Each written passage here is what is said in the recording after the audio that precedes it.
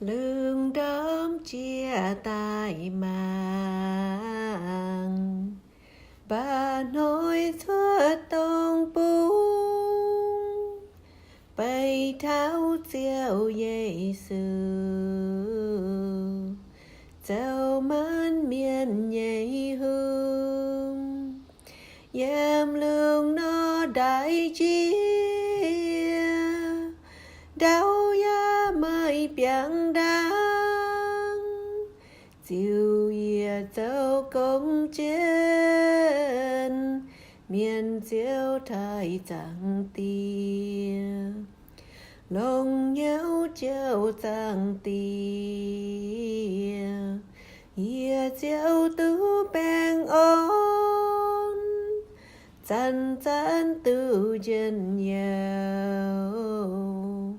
hai cháu miền họp nhau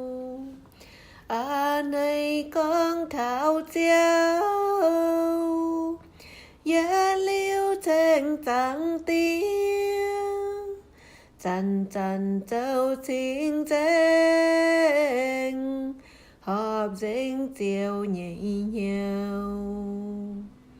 y chán khao Giêsu